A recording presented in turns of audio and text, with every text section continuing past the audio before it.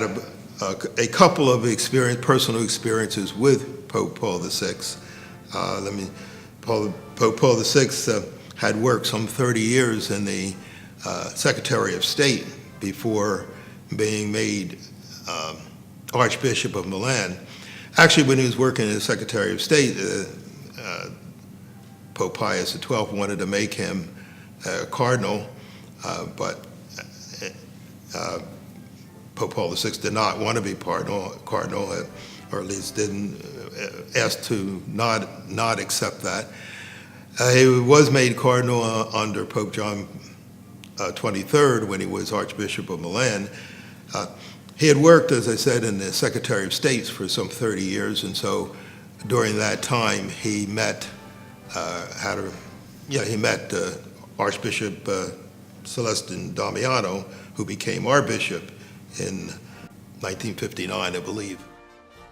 When Archbishop Damiano was visiting Rome for the council, the Second Vatican Council, he would often take out the seminarians and priests there. On one occasion, he was meeting with Pope Paul VI, and so I had the opportunity to go with other priests and seminarians to meet the Pope with the Archbishop.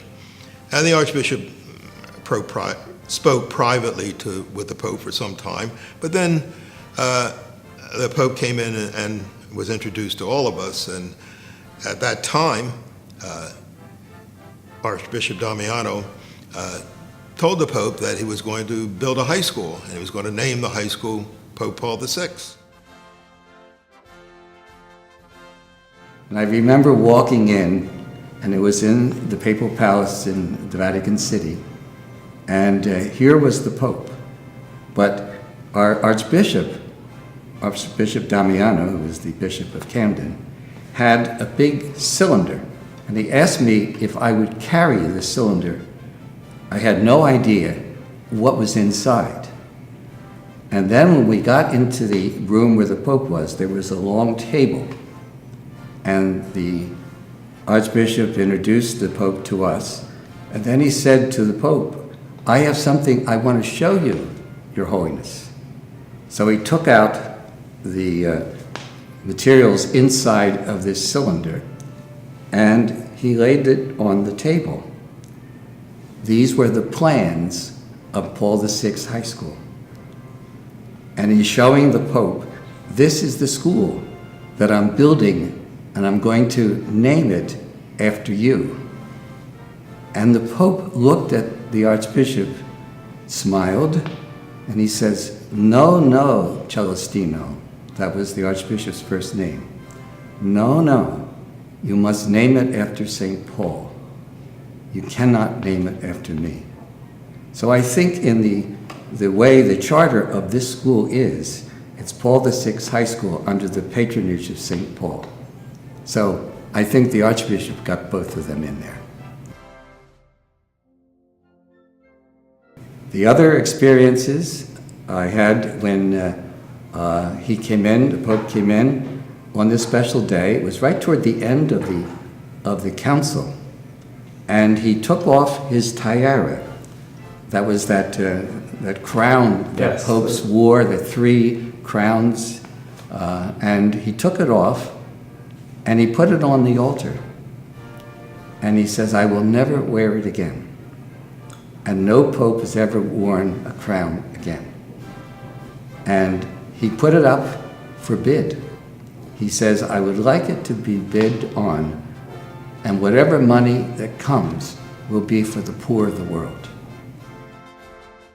We've talked about all these nice things that Pope Paul VI did and how all of his actions still live on in the Catholic Church today. What legacy did he exactly leave for us? Well, I think the Church lives even today from what happened at Vatican II. The Pope that started the Council, St. John the 23rd, only lived 1 year of the Council. and then Paul VI, for the next sessions, had to bring it to conclusion. He was able to bring all of the different ideas, feelings, hopes, and dreams together, so that when the council closed, there was a vision for a future, and we're still living with that vision. This was the Pope who was able to look beyond, know what the future is yet to be, and provide the steps to make it happen. We still have much to do with implementing Vatican II, but if it weren't for Paul VI, we wouldn't be where we are today.